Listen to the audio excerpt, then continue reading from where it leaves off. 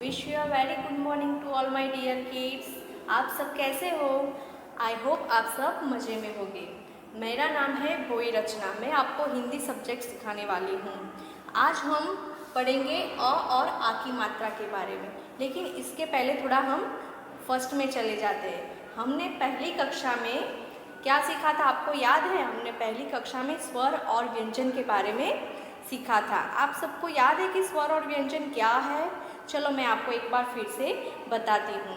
स्वर यानी हमारे अ, आ, ई, उ, रू, ए, ऐ, ओ, औ, अम, अह, ये सारे हमारे स्वर है। और व्यंजन में क्या आता है? व्यंजन में क, ख, ग, जैसे क से ह तक के जो भी जितने भी वर्ण है उसे हम व्यंजन कहते हैं। फिर हमने 2 वर्ण वाले शब्द, 3 वर्ण वाले शब्द, 4 वर्ण वाले शब्द भी सीख लिए हैं। तो उसके बाद किसकी बारी आती है? मात्राओं की बारी आती है। आज हम मात्राओं के बारे में सीखेंगे। अ की मात्रा।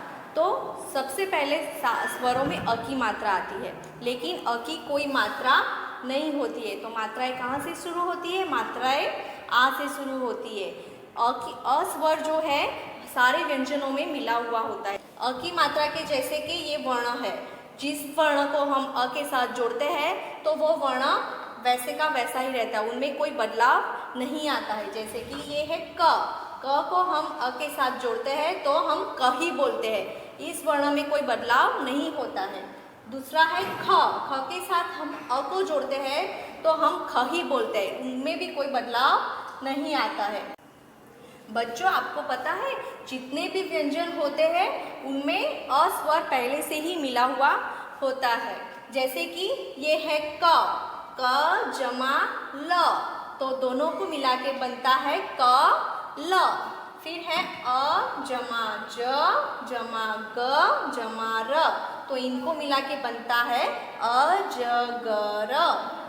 ब जमा ज जमा न, तो इनको मिला के बनता है भजन। तो इन सारे शब्दों में आपको अस्वर सुनाई देगा, क्योंकि सारे वर्णों में अस्वर पहले से ही मिला हुआ होता है। ये शब्द बिना मात्रा वाले शब्द है, जैसे कि ये 2 वर्ण वाले, ये 3 वर्ण वाले और ये 4 वर्ण वाले। ये सारे शब्द आप पहले भी सीख चुके हो।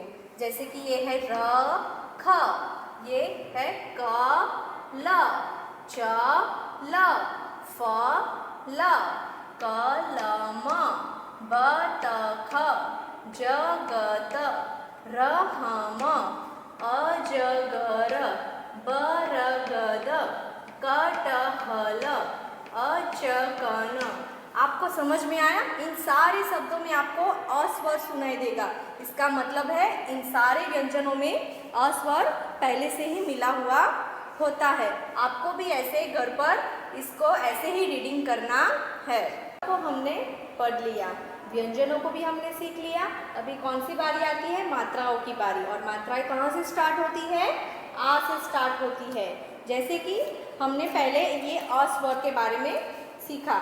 अभी ये अ है और ये भी अ है, लेकिन आपको दोनों अ में फर्क दिखाई दे रहा है कुछ भी? यहाँ पे ये अ पे पीछे ये बड़ी रेखा बनाई हुई है, तो ये बड़ी रेखा बनाने से ये पूरा जो स्वर है आप कहलाता है, यानी आ की मात्रा के पीछे ये बड़ी रेखा खींचते हैं तो ये आ की मात्रा कहलाती है। आ की मात्रा हमेशा वर्ण के बाद लगती है।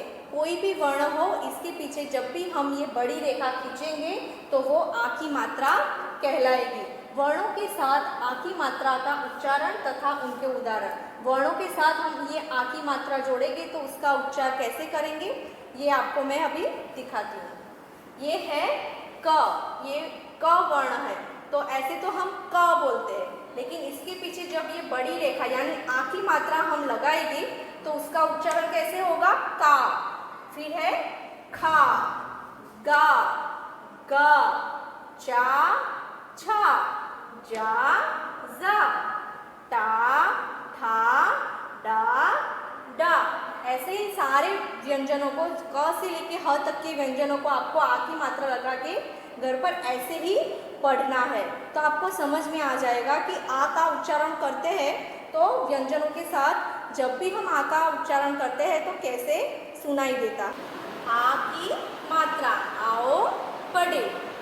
क जमा आ की मात्रा, जमा ल, जमा आ की मात्रा। तो यहाँ पे पहले क है तो यहाँ पे हम क लिखेंगे और ये है आ की मात्रा तो यहाँ आ की मात्रा लगाएंगे तो का बनेगा। फिर है ये ल और ये आ की मात्रा तो यहाँ पे बनता है ला, तो दोनों को मिला के बनता है का ला। वैसे ही म आ की मात्रा जमा ल, जमा आ की मात्रा, म को आ की मात्रा लगाएंगे तो होगा मा ल, ल को आ की मात्रा लगाएंगे तो ला, तो दोनों को मिला के बनेगा मा ला। वैसे ही क जमा आ की मात्रा जमा ग, जमा ज, तो बनेगा का ग ज। बच्चों आपने देखा जब भी हम ये आ की मात्रा बोलते हैं तो हमारा मुंह बड़ा खुलता है, तो जब भी हम आ मात्रा का यूज़ करेंगे तो हमारा मुंह बड़ा खुलेगा, जैसे कि का ग ज।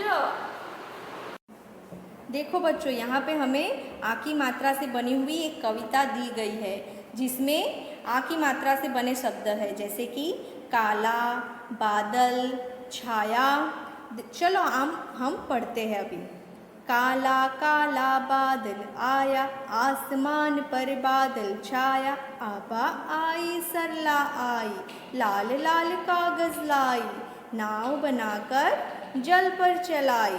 देखो इस चित्र में भी आपको दिखाई देगा बच्चे कितने खुश होकर नाव चला रहे हैं, तो आपको वैसे ही घर पर भी इसको पढ़ना है।